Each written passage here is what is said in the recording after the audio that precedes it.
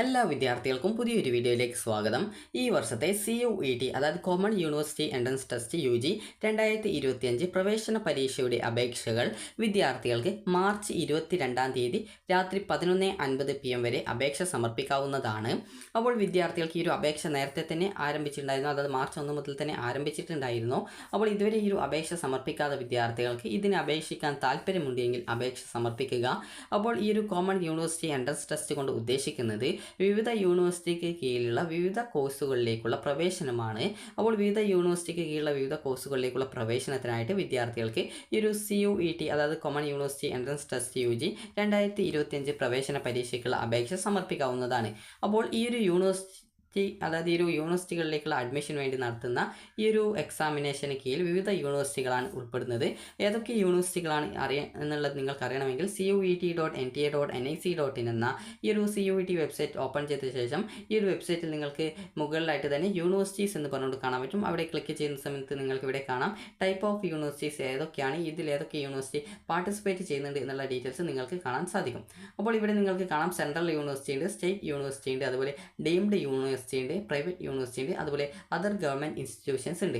അപ്പോൾ നമുക്ക് ജസ്റ്റ് ഒന്ന് ഈ ഒരു സെൻട്രൽ ഗവൺമെൻറ്റിൻ്റെ ആ ഒരു സെൻട്രൽ യൂണിവേഴ്സിറ്റീസ് മാത്രം നമുക്ക് നോക്കാം. ഇവിടെ നിങ്ങൾക്ക് കാണാം ഏതൊക്കെ യൂണിവേഴ്സിറ്റികളാണ് ഇതിൽ ഉൾപ്പെടുന്നത് എന്നുള്ളത്. ഇതേപോലെ തന്നെ നിങ്ങൾക്ക് സ്റ്റേറ്റ് യൂണിവേഴ്സിറ്റിയുടെ ഡീറ്റെയിൽസ് അറിയണമെങ്കിൽ ആ ഒരു സ്റ്റേറ്റ് യൂണിവേഴ്സിറ്റിക്ക് അതിന് നേരെയുള്ള ആ ഒരു വ്യൂ എന്നുള്ളതിൽ ക്ലിക്ക് ചെയ്ത് കഴിഞ്ഞാൽ നിങ്ങൾക്ക് അതിൻ്റെ ആ ഒരു ഡീറ്റെയിൽസ് നിങ്ങൾക്ക് അറിയാൻ സാധിക്കും. വിവിധ യൂണിവേഴ്സിറ്റികളുടെ അതായത് ഏകദേശം കുറേ യൂണിവേഴ്സിറ്റികൾ ഉണ്ട്. അപ്പോൾ അതുകൊണ്ട് തന്നെ നിങ്ങൾ പ്രത്യേകിച്ച് അത് ഫുള്ളായിട്ട് ഞാൻ നോക്കുന്നില്ല, അപ്പോൾ ജസ്റ്റ് നിങ്ങൾക്കതൊന്ന് കാണിച്ചു തരിക എന്നുള്ളത് മാത്രമാണ് ഉദ്ദേശിക്കുന്നത്. അപ്പോൾ വിദ്യാർത്ഥികൾക്ക് മാർച്ച് 22-ാം തീയതി വരെയാണ് അപേക്ഷ സമർപ്പിക്കാൻ സാധിക്കുക. അതുപോലെ തന്നെ പ്രത്യേകം ശ്രദ്ധിക്കേണ്ടത് ഈ ഒരു എക്സാം വഴി നിങ്ങൾക്ക് വിവിധ യൂണിവേഴ്സിറ്റികളിലെ വിവിധ കോഴ്സുകളിലേക്ക് അതായത് BTech ഉൾപ്പെടെയുള്ള വിവിധ കോഴ്സുകളിലേക്കുള്ള അഡ്മിഷനൊക്കെ നേടാൻ സാധിക്കും. അതുപോലെ BSc ഇതുപോലുള്ള വിവിധ കോഴ്സുകൾ നിങ്ങൾക്ക് ഏതാണോ താല്പര്യം ആ ഒരു യൂണിവേഴ്സിറ്റിയിൽ ആ ഒരു കോഴ്സ് ഉണ്ടെങ്കിൽ നിങ്ങൾക്ക് അതിന് അഡ്മിഷൻ നേടാനുള്ള സൗകര്യമാണ് ഇതുവഴി കിട്ടുക. അത് നിങ്ങളുടെ റാങ്ക് ബേസിലായിരിക്കും ഈ ഒരു അഡ്മിഷനുള്ള സാധ്യത ഉണ്ടാകുക. ഇനി നമുക്ക് ഇവിടെ നിങ്ങൾക്ക് കാണാൻ സാധിക്കുന്നതാണ് ഈ ഒരു പേജ്, CUET.NTA.NIC.in എന്ന ഈ ഒരു വെബ്സൈറ്റ് ഓപ്പൺ ചെയ്ത് നിങ്ങൾക്ക് താഴേക്ക് സ്ക്രോൾ ചെയ്യുന്ന സമയത്ത് ഇവിടെ കാണാം candidate activity CUET UG 2025 registration. അപ്പോൾ അതിൽ നിങ്ങൾ ക്ലിക്ക് ചെയ്ത് കഴിഞ്ഞാൽ രജിസ്ട്രേഷൻ പേജിലേക്ക് പോകും. അപ്പോൾ ഇതിന് അപേക്ഷ സമർപ്പിക്കാനായിട്ട് വേണ്ടത് നിങ്ങൾക്ക് നീറ്റിന് അപേക്ഷിച്ചതുപോലെ തന്നെ നിങ്ങളുടെ SSLC സർട്ടിഫിക്കറ്റ്, അതുപോലെ തന്നെ ആധാർ കാർഡ്, അതുപോലെ തന്നെ നിങ്ങളുടെ ഫോട്ടോ, അതുപോലെ സിഗ്നേച്ചർ, അതുപോലെ നിങ്ങളുടെ എന്തെങ്കിലും റിസർവേഷൻസ് ഉണ്ടെങ്കിൽ അത്, അതുപോലെ നാറ്റിവിറ്റി സർട്ടിഫിക്കറ്റ്, അതുപോലെ തന്നെ നിങ്ങളുടെ ഇൻകം സർട്ടിഫിക്കറ്റ്, കാസ്റ്റ് സർട്ടിഫിക്കറ്റ്, അതുപോലെ നിങ്ങൾക്ക് എന്തൊക്കെ റിസർവേഷൻ ഡോക്യുമെൻറ്റുകളും അതുപോലുള്ള കാര്യങ്ങളൊക്കെ ഉണ്ട് ആ ഒരു ഡോക്യുമെൻറ്റ്സ് ഒക്കെയാണ് വേണ്ടത്. അപ്പോൾ അതുപോലെ തന്നെ എന്തൊക്കെ ഡോക്യുമെൻറ്റ്സ് വേണം എന്നുള്ള കാര്യം കൂടി നമുക്ക് കൃത്യമായിട്ട് പരിശോധിക്കാം. അപ്പോൾ അതിനുശേഷം നിങ്ങൾ ഈ ഒരു പേജിലേക്ക് അതായത് രജിസ്ട്രേഷൻ ലിങ്കിൽ ക്ലിക്ക് ചെയ്ത് ഈ ഒരു പേജിലേക്ക് വരുന്ന സമയത്ത് ഇവിടെ സ്റ്റെപ്പ് ടു അപ്ലൈ ഓൺലൈൻ എന്ന് പറഞ്ഞുകൊണ്ട് കൊടുത്തിട്ടുണ്ട്. ഈ ഒരു ആപ്ലിക്കേഷൻ നൽകാനുള്ള സ്റ്റെപ്പുകൾ എന്ന് പറയുന്നത് ആദ്യം ഓൺലൈനായിട്ട് രജിസ്ട്രേഷൻ ചെയ്യുക, പിന്നീട് നിങ്ങൾ ഓൺലൈൻ ആപ്ലിക്കേഷൻ ഫോം ഫില്ല് ചെയ്യുക, പിന്നീട് നിങ്ങൾ എക്സാം ഫീസ് അടക്കുക, പിന്നീട് നിങ്ങൾക്ക് നിങ്ങളുടെ ആപ്ലിക്കേഷൻ കംപ്ലീറ്റ് ചെയ്ത ശേഷം എല്ലാ ഡീറ്റെയിൽസും കറക്റ്റാണ് എന്നുള്ള ഓക്കെ ആക്കിയ ശേഷം പിന്നീട് കൺഫേം ചെയ്ത് കഴിഞ്ഞാൽ നിങ്ങൾക്ക് നിങ്ങളുടെ ആ ഒരു ആപ്ലിക്കേഷൻ കൺഫർമേഷൻ പേജ് ഡൗൺലോഡ് ചെയ്തെടുക്കാം. ഇത്രയുമാണ് സ്റ്റെപ്പ്. അതുപോലെ തന്നെ ഡൗൺലോഡ് ഇൻഫർമേഷൻ ബുള്ളറ്റിൻ എന്ന് പറഞ്ഞുകൊണ്ടുള്ള ഒരു ലിങ്കും കൊടുത്തിട്ടുണ്ട്. അതിൽ ക്ലിക്ക് ചെയ്ത് നിങ്ങൾക്ക് ആ ഒരു ഇൻഫർമേഷൻ ബുള്ളറ്റിൻ ഡൗൺലോഡ് ചെയ്യാം. ഇതുപോലെ തന്നെ ഇവിടെ ന്യൂ രജിസ്ട്രേഷൻ ലിങ്ക് കൊടുത്തിട്ടുണ്ട്, അതുപോലെ തന്നെ ലോഗിൻ ലിങ്ക് കൂടി കൊടുത്തിട്ടുണ്ട്. അപ്പോൾ ഓൾറെഡി നിങ്ങൾ ആപ്ലിക്കേഷൻ അതായത് ആദ്യത്തെ സ്റ്റെപ്പ് ചെയ്തവരാണെങ്കിൽ ഇവിടെ ലോഗിൻ ചെയ്തുകൊണ്ട് നിങ്ങൾക്ക് ബാക്കി സ്റ്റെപ്പ് ചെയ്യാം. അതേസമയം ഇതുവരെ രജിസ്ട്രേഷൻ ചെയ്യാത്ത വിദ്യാർത്ഥികളാണെങ്കിൽ ന്യൂ രജിസ്ട്രേഷൻ എന്നുള്ള ലിങ്കിൽ ക്ലിക്ക് ചെയ്ത് രജിസ്ട്രേഷൻ പേജിലേക്ക് പോകാം. ഇപ്പോൾ ലോഗിൻ പേജിലാണ് ക്ലിക്ക് ചെയ്യുന്നതെങ്കിൽ കൂടി നിങ്ങൾക്ക് ഇതുവരെ രജിസ്ട്രേഷൻ ചെയ്യാത്ത വിദ്യാർത്ഥികളാണെങ്കിൽ ഇവിടെ രജിസ്റ്റർ എന്നുള്ള ഒരു ഓപ്ഷൻ കൂടി കൊടുത്തിട്ടുണ്ട്. അതുപോലെ തന്നെ ഇവിടെ നിങ്ങൾക്ക് ലോഗിൻ ചെയ്യാനായിട്ട് ആപ്ലിക്കേഷൻ നമ്പർ, പാസ്വേഡ്, അതുപോലെ ഈ ഒരു പേജിൽ കാണുന്ന ഈ ഒരു ക്യാപ്ച എന്നുള്ള അതൊരു നമ്പറും കൂടി അതായത് കുറച്ച് ക്യാരക്ടർ കൂടി നൽകി കഴിഞ്ഞാൽ നിങ്ങൾക്ക് ലോഗിൻ ചെയ്യാവുന്നതാണ്. അതുപോലെ ഇവിടെ ഇൻഫർമേഷൻ ബുള്ളറ്റിൻ ഡൗൺലോഡ് ചെയ്യാനുള്ള ഒരു ഓപ്ഷൻ കൂടി നൽകിയിട്ടുണ്ട്. അപ്പോൾ ഇതുവരെ രജിസ്ട്രേഷൻ ചെയ്യാത്തവരാണെങ്കിൽ രജിസ്റ്റർ എന്നുള്ളത് ക്ലിക്ക് ചെയ്യുക. അതിനുശേഷം ഇവിടെ ഡൗൺലോഡ് ഇൻഫർമേഷൻ ബുള്ളറ്റിൻ എന്നുള്ള ലിങ്ക് കൊടുത്തിട്ടുണ്ട്. അപ്പോൾ നിങ്ങൾക്ക് അതിൽ ക്ലിക്ക് ചെയ്ത് ഇൻഫർമേഷൻ ബുള്ളറ്റിൻ ഡൗൺലോഡ് ചെയ്തെടുക്കാം. ഇവിടെ ഫീസും കാര്യങ്ങളൊക്കെ കൊടുത്തിട്ടുണ്ട്. ഇവിടെ നിങ്ങൾക്ക് എത്ര സബ്ജക്റ്റുകളാണ് നിങ്ങൾ അപ്പയർ ചെയ്യുന്നത് അതിനനുസരിച്ചിട്ടാണ് ഇതിൻ്റെ എക്സാം ഫീസ് വരുന്നത്. അപ്പോൾ ഇവിടെ ജനറൽ അൺറിസർവ്ഡിന് 1000 രൂപയാണ് 3 സബ്ജക്റ്റ് വരെ ഫീസ് വരിക. അതായത് നിങ്ങൾക്ക് എത്ര വിഷയത്തിൻ്റെ അഡ്മിഷനാണ് നിങ്ങൾ ആഗ്രഹിക്കുന്നത് അതിനനുസരിച്ചിട്ടാണ് ഫീസ് വരുന്നത്. അതുപോലെ തന്നെ നിങ്ങൾക്ക് ആദ്യത്തെ 3 വിഷയത്തിന് 1000 രൂപ, പിന്നീട് വരുന്ന ഓരോ അഡീഷണൽ സബ്ജക്റ്റിനും 400 രൂപ വെച്ചിട്ടാണ്. അതുപോലെ OBCയിൽ NCL വിഭാഗത്തിലുള്ളവർ അല്ലെങ്കിൽ EWS വിഭാഗത്തിലുള്ളവർക്ക് 900 രൂപയാണ് ഫീസ്. പിന്നീട് വരുന്ന ഓരോ സബ്ജക്റ്റുകൾക്കും 375 രൂപയാണ് ഫീസ് വരിക. അതുപോലെ SC ST PWD PWBD third gender ഇതിലേതെങ്കിലുമൊക്കെ ഉൾപ്പെട്ടവർക്ക് 800 രൂപയാണ് ഫീസ് വരിക. 800 രൂപ ഫീസ് വരും. പിന്നീട് ഓരോ വരുന്ന എക്സ്ട്രാ സബ്ജക്റ്റിനും 350 രൂപയാണ് ഫീസ് വരിക. അതുപോലെ തന്നെ ഈ ഒരു ഇന്ത്യക്ക് പുറത്തുള്ള സെൻറ്റേഴ്സ് ആണെങ്കിൽ 3 സബ്ജക്റ്റുകൾക്ക് 4500, അതുപോലെ തന്നെ അഡീഷണൽ ആയിട്ട് വരുന്ന ഓരോ സബ്ജക്റ്റിനും 1800 രൂപയാണ് ഫീസ് വരിക. അപ്പോൾ ഈ ഒരു രീതിയിലാണ് ഫീസ് വരുന്നത്. അത് ജനറൽ കാറ്റഗറിക്ക് 1000, പിന്നീട് OBC NCL EWS 900, അതുപോലെ SC/ST PWD BD third gender ഇവയിൽ ഏതെങ്കിലും ഒക്കെ ആണെങ്കിൽ 800 രൂപയാണ് ഫീസ് വരിക. അപ്പോൾ ഈ ഒരു രീതിയിലാണ് ഫീസ് വരുന്നത്.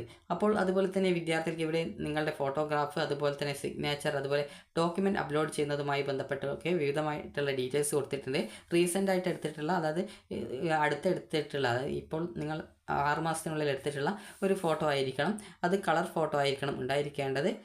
അതുപോലെ തന്നെ നിങ്ങളുടെ 80% ഫേസ് കാണണം, അതായത് മാസ്ക് ഒന്നും ഇടരുത്, അതായത് നിങ്ങളുടെ മുഖം വൃത്തിക്ക് കാണുന്ന ഫോട്ടോ ആയിരിക്കണം. അതുപോലെ തന്നെ വൈറ്റ് ബാക്ക്ഗ്രൗണ്ട് ആയിരിക്കണം. അതുപോലെ നിങ്ങളുടെ അതായത് ചെവി കാണണം, അതായത് visible including years against white background എന്ന് പറഞ്ഞുകൊണ്ട് കൊടുത്തിട്ടുണ്ട്. അതായത് വൈറ്റ് ബാക്ക്ഗ്രൗണ്ടിൽ ആയിരിക്കണം ഈ ഒരു ഫോട്ടോ എടുക്കേണ്ടത് എന്നുള്ളതാണ് കൊടുത്തിട്ടുള്ളത്. അപ്പോൾ ഈ രീതിയിൽ അതുപോലെ നിങ്ങളുടെ ആ ഒരു ഫോട്ടോയിൽ നിങ്ങളുടെ പേര് നൽകേണ്ടതായിട്ടുണ്ട്. അപ്പോൾ അതെങ്ങനെ കൊടുക്കണം എന്നുള്ളത് first 2 character of the candidate name എന്നൊക്കെ പറഞ്ഞുകൊണ്ട് ഇവിടെ കൊടുത്തിട്ടുണ്ട്. അപ്പോൾ നിങ്ങൾ കൃത്യമായിട്ട് ഒരു സ്റ്റുഡിയോയിലൊക്കെ പോയിട്ട് അല്ലെങ്കിൽ കഫേയിലൊക്കെ പോയിട്ട് നിങ്ങൾ ഈ ഒരു അപേക്ഷ സമർപ്പിക്കുന്ന സമയത്ത് അവരോട് പറഞ്ഞു കഴിഞ്ഞാൽ അത് കൃത്യമായിട്ട് അതിനുവേണ്ട ആ ഒരു ഫോട്ടോയിലുള്ള ആ ഒരു ഡീറ്റെയിൽസും കാര്യങ്ങളൊക്കെ ചെയ്ത് തരുന്നതായിരിക്കും. അതുപോലെ തന്നെ നിങ്ങൾക്ക് വേണമെങ്കിൽ സ്വന്തമായിട്ടും ഈ ഒരു അപേക്ഷ സമർപ്പിക്കാം. ഈ ഒരു ഡോക്യുമെൻ്റൊക്കെ അപ്ലോഡ് ചെയ്യാനുള്ള സ്പെസിഫിക്കേഷൻ, അതായത് ആ ഒരു സ്കാനറും കാര്യങ്ങളൊക്കെ ഉണ്ടെങ്കിൽ നിങ്ങൾക്ക് അങ്ങനെ ചെയ്യാൻ സാധിക്കുന്നതാണ്. അപ്പോൾ ഇതിന് ശേഷം നമുക്ക് ജസ്റ്റ് ആദ്യത്തെ ആ ഒരു പേജ് നോക്കാം. അതിനുശേഷം നമുക്ക് ഇൻഫർമേഷൻ ബുള്ളറ്റിനിലെ ആ ഒരു ഡീറ്റെയിൽസ് നോക്കാം. അപ്പോൾ ഇവിടെ ഞാൻ ജസ്റ്റ് അതൊക്കെ വായിച്ചിട്ടുണ്ടെന്നുള്ള രീതിയിൽ അത് ചെക്ക് ബോക്സ് ക്ലിക്ക് ചെയ്ത് ഈ ഒരു പേജിലേക്ക് പ്രവേശിച്ചിട്ടുണ്ട്. അപ്പോൾ ഇവിടെ കൊടുത്തിട്ടുണ്ട്, അതായത് ഫിൽ ദ ഡീറ്റെയിൽസ്, അതായത് 10ാം ക്ലാസ്സിലെ സർട്ടിഫിക്കറ്റിൽ രേഖപ്പെടുത്തിയിട്ടുള്ള അല്ലെങ്കിൽ ക്ലാസ് 10 സർട്ടിഫിക്കറ്റിൽ രേഖപ്പെടുത്തിയിട്ടുള്ള ആ ഒരു ഡീറ്റെയിൽസ് കൃത്യമായിട്ട് അതേപോലെ കൊടുക്കുക എന്നുള്ളതാണ്.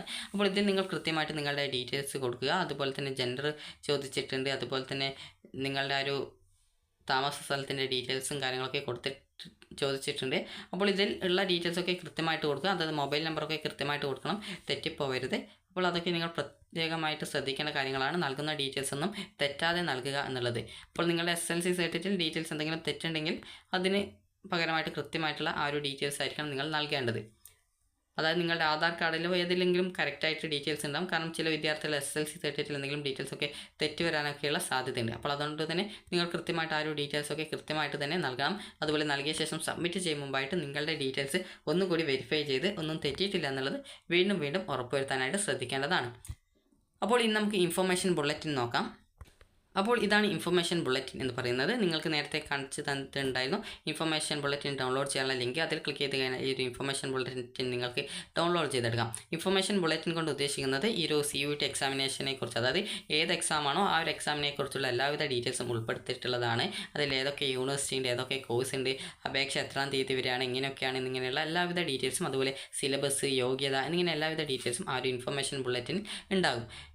അപ്പോൾ ചിലത് പ്രോസ്പെക്ടസ് എന്നുള്ള പേരിലാണ് ഉണ്ടാവുക, ചിലത് ഇൻഫർമേഷൻ ബുള്ളറ്റിൻ കേന്ദ്രത്തിൻ്റെ ആ ഒരു ഈ ഒരു അഡ്മിഷൻ പ്രോസസ്സിലുള്ള ഈ ഒരു എല്ലാ വിവരങ്ങളും ഉൾക്കൊള്ളിച്ചുകൊണ്ട് ഈ ഒരു ഇൻഫർമേഷൻ ബുള്ളറ്റിൻ എന്നുള്ള പേരിലാണ്. എന്നാൽ കേരളത്തിലെ വിവിധ അഡ്മിഷന് അത് പ്രോസ്പെക്ടസ് എന്നുള്ള പേരിലാണ് ഇറക്കുന്നത്. അപ്പോൾ ഈ ഒരു കാര്യങ്ങൾ നിങ്ങൾ ശ്രദ്ധിക്കുക.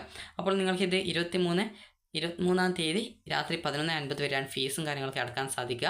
അതുപോലെ തന്നെ 22-ാം തീയതി വരെയാണ് നിങ്ങൾക്ക് ആപ്ലിക്കേഷൻ നൽകാൻ സാധിക്കുക. അതുപോലെ തന്നെ നിങ്ങളുടെ അപേക്ഷയിൽ എന്തെങ്കിലും തെറ്റുണ്ടെങ്കിൽ 24-ാം തീയതി രാത്രി 24-ാം തീയതി മുതൽ 26-ാം തീയതി വരെയാണ് ചെയ്യാൻ സാധിക്കുക. അതുപോലെ സിറ്റി ഓഫ് എക്സാമിനേഷൻ പിന്നീട് അറിയിക്കും. അതുപോലെ തന്നെ അഡ്മിറ്റ് കാർഡിൻ്റെ കാര്യങ്ങൾ പിന്നീട് അറിയിക്കും. എക്സാമിനേഷൻ്റെ ഡേറ്റ് എന്ന് പറയുന്നത് ബിറ്റ്വീൻ മെയ് 8 ജൂൺ 1, ജൂൺ 1-നും മെയ് 8-നും ഇടയിലായിട്ടാണ് ഉണ്ടാവുക. അതെപ്പോഴാണെന്നുള്ളത് നിലവിൽ പറഞ്ഞിട്ടില്ല. അതുപോലെ തന്നെ നിങ്ങളുടെ റിസൾട്ട് എക്സാമിന് ശേഷം അതിൻ്റെ ആൻസർ കീ വരുന്നത് പിന്നീട് അറിയിക്കുമെന്നുള്ളതാണ് അറിയിച്ചിട്ടുള്ളത്. അതുപോലെ ഫീസും കാര്യങ്ങളൊക്കെയാണ് ഇപ്പോൾ നിങ്ങൾ സ്ക്രീനിൽ കാണുന്നത്. അതുപോലെ തന്നെ പിന്നീട് ഇതുമായി ബന്ധപ്പെട്ടുള്ള ആ ഒരു എക്സാം എത്ര സിലബസ് ഉണ്ട്, അതുപോലെ എത്ര ലാംഗ്വേജസ് ഉണ്ട്, ടോട്ടൽ 37 സബ്ജക്ട്സ് ഉണ്ട്. അതുപോലെ തന്നെ 13 ഇന്ത്യൻ ലാംഗ്വേജുകൾ, മലയാളം ഉൾപ്പെടെ നിങ്ങൾക്ക് എഴുതാൻ സാധിക്കും. മലയാളത്തിൽ ഉൾപ്പെടെ എഴുതാം. അതുപോലെ ലാംഗ്വേജ് സബ്ജക്റ്റ്, ഡൊമൈൻ സബ്ജക്റ്റ്, അതുപോലെ തന്നെ ജനറൽ ആപ്റ്റിറ്റ്യൂഡ് ടെസ്റ്റ് എന്നിവയാണ് ഈ ഒരു എക്സാമിനുള്ളത്.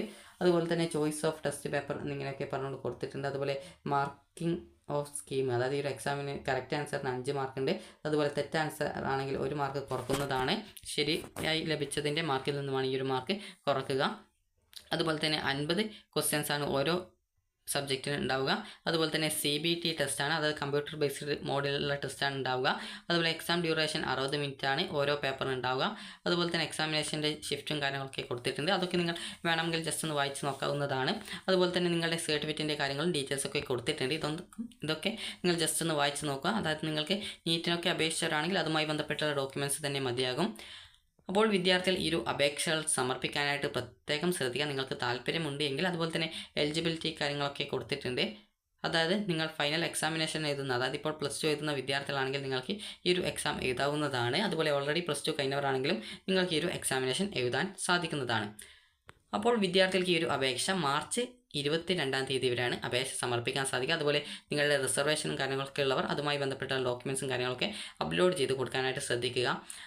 അതുപോലെ സ്ക്രൈബിൻ്റെയും കാര്യങ്ങളൊക്കെ ഇവിടെ പ്രത്യേകം സൂചിപ്പിച്ചിട്ട്, സ്ക്രൈബ് എന്ന് പറഞ്ഞാൽ ഒരു വിദ്യാർത്ഥിക്ക്, അതായത് എന്തെങ്കിലും പഠന വൈകല്യമോ മറ്റുള്ളവർക്ക് അതുമായി ബന്ധപ്പെട്ട് മറ്റൊരാളെ പകരം നിർത്തി എക്സാം എഴുതാൻ സാധിക്കുന്ന ഒരു അവസരമാണ് സ്ക്രൈബ് എന്ന് പറഞ്ഞിട്ടുള്ളത്. അതുമായി ബന്ധപ്പെട്ടുള്ള ഡീറ്റെയിൽസും കാര്യങ്ങളൊക്കെ പ്രത്യേകം കൊടുത്തിട്ടുണ്ട്. അപ്പോൾ ഇതൊക്കെ ജസ്റ്റ് ഒന്ന് നിങ്ങൾ വായിക്കുക, കാരണം ഏകദേശം 90 പേജോളമുണ്ട്. അതുകൊണ്ട് തന്നെ ഫുൾ ഡീറ്റെയിൽസും കാര്യങ്ങളൊന്നും പറയുന്നില്ല. നിങ്ങൾക്ക് രജിസ്ട്രേഷൻ ചെയ്യാൻ വേണ്ട ബേസിക് ഡീറ്റെയിൽസ് മാത്രമാണ് പറഞ്ഞിട്ടുള്ളത്. അപ്പോൾ വിദ്യാർത്ഥികൾ ഈ ഒരു മാർച്ച് 22-ാം തീയതിക്കുള്ളിൽ നിങ്ങളുടെ ഈ ഒരു രജിസ്ട്രേഷൻ ചെയ്യണമെങ്കിൽ രജിസ്ട്രേഷൻ ചെയ്യുക. അപ്പോൾ നിങ്ങൾക്ക് ഈ ഒരു വീഡിയോ ഉപകാരപ്രദമായിട്ടുണ്ടെന്ന് കരുതുന്നു. അപ്പോൾ ഈ ഒരു റിസൾട്ട് വന്ന ശേഷം പിന്നീട് നിങ്ങൾക്ക് വിവിധ യൂണിവേഴ്സിറ്റികളിലേക്കുള്ള അഡ്മിഷനായിട്ട് ഈ ഒരു CUET വെബ്സൈറ്റ് വഴി നിങ്ങൾക്ക് ഓപ്ഷനുകൾ നൽകാൻ സാധിക്കുകയും പിന്നീട് നിങ്ങൾക്ക് അഡ്മിഷൻ നേടാൻ സാധിക്കുകയും ചെയ്യുന്നതാണ്. അപ്പോൾ വിദ്യാർത്ഥികൾക്ക് ഈ ഒരു വീഡിയോ ഉപകാരപ്രദമായിട്ടുണ്ടെങ്കിൽ ലൈക്ക് ചെയ്യുക, ഷെയർ ചെയ്യുക. Thank you for watching.